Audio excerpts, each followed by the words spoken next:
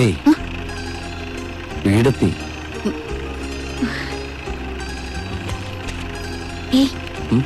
Thanks.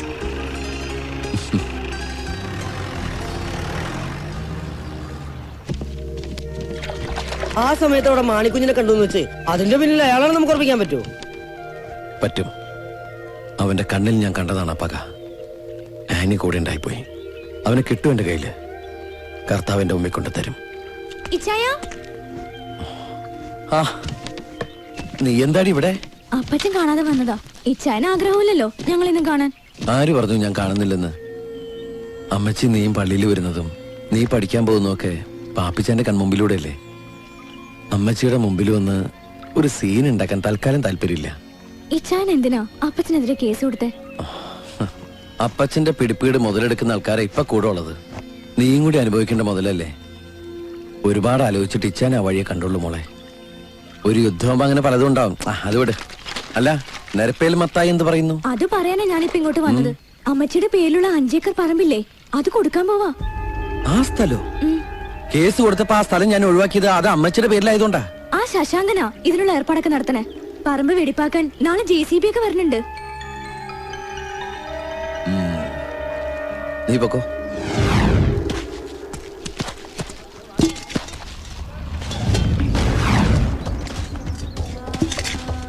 മത്തായിച്ച വെള്ളം കുടിക്കേ. ഇനി കൊടയിൽ കൂടി കുടിക്കല്ലേ?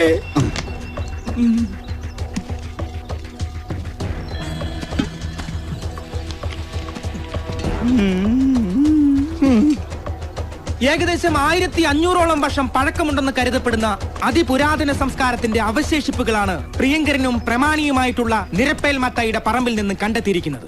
JCB കൊണ്ട് പറമ്പ് വൃത്തിയാക്കുന്നതിനിടയിലാണ് ഈ അമൂല്യ വസ്തുക്കൾ കണ്ടെത്തിയത്.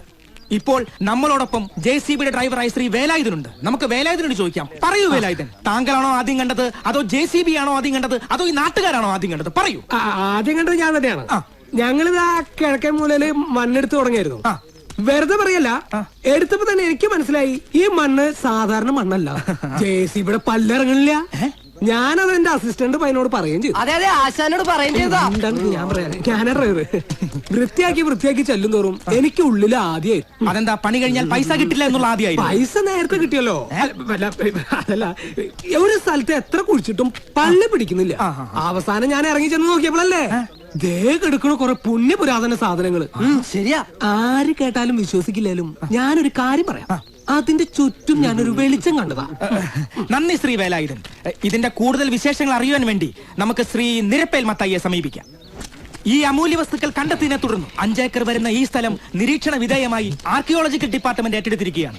ആർക്കിയോളജിക്കൽ ഡിപ്പാർട്ട്മെന്റ് ഏറ്റെടുത്ത ഈ അപൂർവ ഭാഗ്യത്തെ താങ്കൾ എങ്ങനെ നോക്കിക്കാണും? ആർക്കിയോളജി ഡിപ്പാർട്ട്മെന്റ് അമ്മ വളരെ സന്തോഷം തോന്നുന്നു. സന്തോഷം കൊണ്ടിരിക്കുക. സന്തോഷാസുക്കളാ. പാപ്പി ഒരു PPLടാ. മന്നാടിയാരുടെ കടയിൽ നിന്ന് പുരാതന സാധനങ്ങളെല്ലാം വാങ്ങിച്ചാൽ എത്രയാടാ? 40,000. ഓ, JCBയുടെ ഡ്രൈവർക്ക് എത്ര? 10,000. പിന്നെ ആർക്കിയോളജി ഡിപ്പാർട്ട്മെന്റ്. ആക്രിയോളജി അല്ലടാ, കഴുത. ആക്രിക്കോളജി. അയ്യോ, എന്താണെങ്കിലും നല്ല ആർത്തിയുള്ള ആൾക്കാരായിരുന്നു. അവർക്കൊരു 10,000 വേറെയും കൊടുത്തു. ഓ, കുറച്ച് കൂടി പോയി. 36% പലിശക്ക് നമ്മുടെ ടൗണിലെ ജോസന്റെ അടുത്ത് വാങ്ങിച്ച. എന്നാലും സാരില്ല, അപ്പച്ചനിട്ട് ഒരു മുട്ട പണി കൊടുക്കാൻ പറ്റിയല്ലോ. 5 ഏക്കറാ സർക്കാരിലേക്ക് പോയത്. ഇത് കുറച്ച് കടുത്തു പോയി പാപ്പിച്ചായ. എന്തോരം അധ്വാനിച്ചുണ്ടാക്കിയ മണ്ണ. ഇതൊക്കെ ചുമ്മാ. സ്ഥലത്തിന് ഒരു ചുക്കും പറ്റത്തില്ല. ആ ഉറപ്പൊക്കെ ഞാൻ വാങ്ങിയിട്ടുള്ളതാ. ഒരു 2 മാസം ഉണ്ടാവും ഇതിന്റെ ചൂട്. ശരിക്കുള്ള അന്വേഷണം വന്ന സംഗതി പൊളിയും. വല്ല കള്ളന്മാരും തൽക്കാലം കുഴിച്ചിട്ടാന്ന് വിചാരിച്ചോളും. ഓ, കാഞ്ഞ ബുദ്ധിയാ. അമ്മച്ചിയുടെ സ്ഥലല്ലടാ. അത് പോകാതെ ഞാനല്ലാതെ വേറെ ആരും നോക്കാനടാ?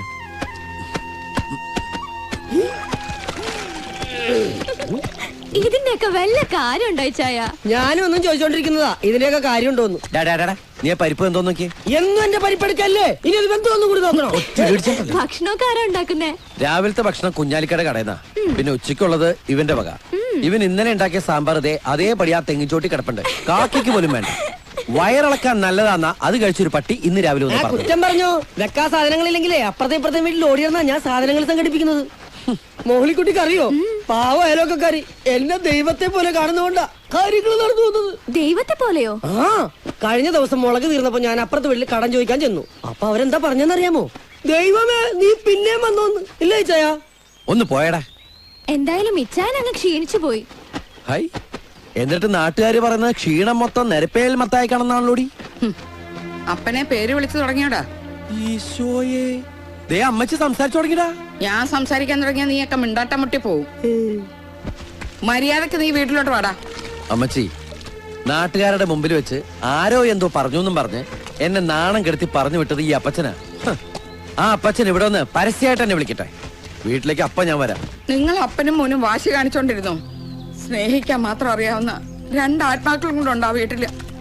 അത് നിങ്ങൾ മറക്കരുത്. ഒരിക്കലും എല്ലാം ഇട്ടെറിഞ്ഞ ആ പാവം മനുഷ്യന്റെ കൂടെ ഇറങ്ങി വന്നോളാം ഞാൻ. ഞാനിപ്പോ ആ കെട്ടിയന്റെ കൂടെ നിക്കണോ അതോ നൊന്ത് പ്രസവിച്ച എന്റെ മോന്റെ കൂടെ നിക്കണോ? എവിടെയാ ഞാൻ നിക്കണ്ടത്? പറയടാ. എന്റെ അമ്മച്ചി, ഈ കരച്ചിലൊന്നും എനിക്ക് കേറില്ല, കാണുകയും വേണ്ട. അമ്മച്ചി കരഞ്ഞൊന്നും നീ കണ്ടിട്ടില്ലടാ. ഇപ്പൊ താമസിക്കുന്ന വീട്ടിലേക്ക് വന്നു കയറുമ്പോ ഞങ്ങൾക്കൊരു കൈക്കുഞ്ഞും കൂടി ഉണ്ടായിരുന്നു, നിന്റെ മൂത്തത്. എന്റെ കൊച്ച് ആ കിടപ്പുറത്ത് നെഞ്ചത്ത് ഇപ്പോഴും ഒരു പെടച്ചില്ല. മലമ്പനി പിടിച്ച് ചികിത്സിക്കാൻ ഗതിയില്ലാതെ ഈ കൈ കിടന്ന താലോളിച്ച് കൊതി തീർന്നില്ലായിരുന്നു. അപ്പോഴത്തേക്കും കർത്താവ് അങ്ങ് തിരിച്ചു വിളിച്ചു. നീ ഇപ്പൊ തോപ്പിക്കാൻ നോക്കുന്ന നിന്റെ അപ്പച്ചനുണ്ടല്ലോ, അന്നെന്നെ എന്തോ പറഞ്ഞ് ആശ്വസിപ്പിച്ചെന്നറിയാവോ? നമുക്കൊരു മോനെ കർത്താവ് തരും, അവൻ നമുക്ക് എല്ലാ സുഖവും സന്തോഷവും തന്നു നമ്മളെ പൊന്നുപോലെ നോക്കുമെന്ന്. ആ പാവം മനുഷ്യനോടാ നീ ഇപ്പൊ നിന്റെ ഈ വേണ്ടാത്ത വാശിയൊക്കെ കാണിക്കുന്നേ. നിങ്ങളുടെ അപ്പന്റെ മോന്റെ ചിരിയും കളിയും തമാശയും കൊണ്ട് നമ്മുടെ വീടൊരു സ്വർഗമായിരുന്നടാ. എപ്പോഴാടാ മോനെ നിന്റെ ഉള്ളിൽ സാത്താൻ കയറിയത്? സാത്താൻ കയറിയത് എന്റെ ഉള്ളിലാണോ അപ്പച്ചന്റെ ഉള്ളിലാണോന്ന് അമ്മച്ചി തണുത്ത മനസ്സിലൊന്ന് ആലോചിക്ക്. കുട്ടാപ്പി, ഒരു വീട്ടിൽ കൊണ്ടാക്കണം.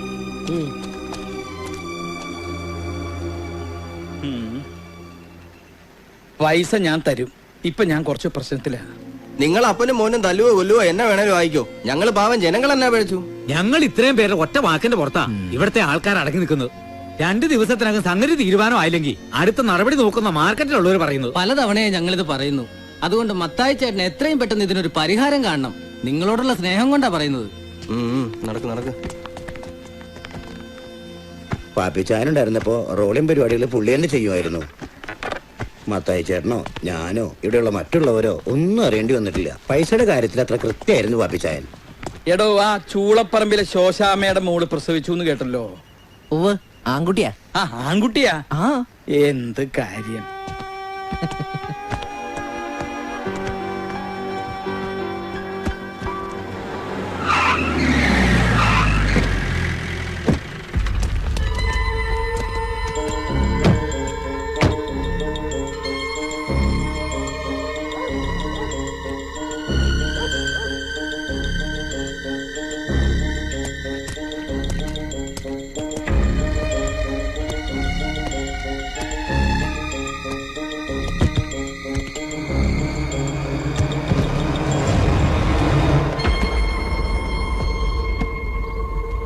മോളെ, എനിക്കൊരു ചായ മധുരമാവാം. തനിക്കോ? മത്തായച്ചിന് വേണ്ട. ഇപ്പൊ ഗുളിക കഴിച്ചതല്ലേ ഉള്ളൂ. പ്രഷറിന്റെ ആയിരിക്കും അല്ലയോ? ഈ പ്രഷറിന്റെ ഗുളികയ്ക്ക് ഒരു പ്രത്യേകതയുണ്ട്. കഴിക്കാൻ തുടങ്ങിയാ പിന്നെ ആജീവനാന്ത നിർത്താനൊക്കത്തില്ല. അത് തന്നെ ആ ജീവിതത്തിന്റെ കാര്യത്തിലും. നമ്മൾ തോറ്റു കൊടുക്കാൻ തുടങ്ങിയോ തോക്കാനേ നേരം കാണത്തുള്ളൂ. എന്നെ മറന്നുപോയി മത്തായച്ച. നമ്മൾ ഒരു തവണയെ കണ്ടിട്ടുള്ളൂ. എങ്ങനെ മറക്കാനല്ലയോ? ഉടുമുണ്ട് അഴിച്ചു നിർത്തിച്ച ആളുകളല്ലയോ? ഉള്ളത് പറയാലോ, അന്നേരം എനിക്ക് ദേഷ്യമല്ല അസൂയ തോന്നിയത്. ആളുകൾക്ക് നിങ്ങളോടുള്ള സ്നേഹവും വിശ്വാസവും കണ്ടപ്പോ. എന്നെ പൊടിക്കയ്യാ മത്തയച്ചത്. സ്വന്തം നാട്ടിൽ എനിക്കില്ല ഈ നിലയും വിലയും ഒക്കെ കാശും പുറത്തുള്ള കളിയാ. ഇവിടെ ഉള്ളമാര് ഞാൻ കാശ് വലിച്ചെറിഞ്ഞിട്ടും നിങ്ങളെ കണ്ടപ്പോ ഒറ്റ മറച്ചില്. ഒക്കെ സ്നേഹത്തിന് പുറത്താ മാണിച്ചായ. ഇവിടുത്തെ ആളുകളെല്ലാം മത്തായച്ചന് മക്കളെ പോലെയാ. ഓ, അതാണ് ഇത്ര സ്നേഹം. കേട്ടോ മത്തായച്ച, എന്നെ അന്യനാട്ട് കാണരുത്. നിരപ്പേൽ മത്തായിയോടുള്ള ബഹുമാനമാണെന്ന് കൂട്ടിക്കോ. അവസ്ഥകളൊക്കെ എനിക്കറിയാം. ഇത് സ്വന്തം കാശാന്ന് വിചാരിച്ചെടുത്ത അകത്തേക്ക് വെച്ചേ. ഇപ്പൊ അത്യാവശ്യം കാര്യങ്ങൾ നടക്കട്ടെ. ഇനി ഇത് വാങ്ങാൻ ബുദ്ധിമുട്ടാണെങ്കിൽ കടായിട്ട് അങ്ങ് കൂട്ടിയാ മതിയെന്നേ. ഈ ആണുങ്ങൾ കൂട്ടുകൂടിയാ പിന്നെ ഈ പേപ്പർ കഷ്ണത്തിന്റെ പേര് സ്നേഹം. പിന്നെ ഒരു അപേക്ഷ ഉണ്ട് മത്തായിച്ച. ആ മാർക്കറ്റ് ഇങ്ങനെ ശ്മശാനം പോലെ ആക്കരുത്. ഒച്ചയില്ല അനക്കമില്ല. ഒറ്റയ്ക്ക് നടത്താൻ പറ്റുന്നില്ലെങ്കിൽ അതങ്ങ് കൊടുത്തു കളയുന്നേ. മാർക്കറ്റ് വീണ്ടും നോട്ടമിട്ട് ഞാൻ വന്നിരിക്കുക എന്നുള്ള തെറ്റിദ്ധാരണയൊന്നും വേണ്ട. ആർക്കെങ്കിലും കൊടുത്തുള്ള പൈസ മേടിച്ച് കീശയിലിട്ട് മത്തയച്ച വയസ്സും പ്രായമൊക്കെ ആയില്ലേ, പോകുന്നതിന് മുമ്പ് ജീവിതം ആസ്വദിച്ചു പോ. നാട്ടുകാർക്ക് ഇപ്പൊ നിങ്ങളിലുള്ള വിശ്വാസം പോയ സ്ഥിതിക്ക് മാർക്കറ്റ് വിട്ടുകളയുന്ന മത്തയച്ച ബുദ്ധി. മാണിക്കുഞ്ഞെ, തനിക്ക് എന്നോടുള്ള സ്നേഹത്തിന്റെ ആഴവും അതിന്റെ ഉദ്ദേശവും മനസ്സിലാകാഞ്ഞിട്ടല്ല ഞാൻ ഇത്രയും നേരം മിണ്ടാതിരുന്നത്. ഈ വീട്ടുമുറ്റത്ത് വന്ന് ഏത് പട്ടി കുറച്ചാലും ഞാൻ കുറച്ചു നേരം കേട്ടു നിൽക്കും. കാര്യമുള്ള കാര്യത്തിനാണോ അതോ നമ്മളെ വെറുതെ ആക്കാനാണോ ആ കുരാന്നറിയാൻ. ഇനിയും വിട്ടു തന്നാൽ ഇയാൾ എന്റെ അപ്പന് വില പറയും. അതുകൊണ്ട് മാണിക്കുഞ്ഞു മുതലാളി ബലപ്പെട്ട് കയറ്റി വെച്ച ആ കാലിറക്കിയിട്ട് ഒന്ന് എണീറ്റേ. എന്നിട്ട് നേരത്തെ പറഞ്ഞ സ്നേഹം നിറച്ച ഈ പെട്ടിയെടുത്തേ. ആ വിട്ടോ വിട്ടോ, പുറത്തേക്ക് വിട്ടോ.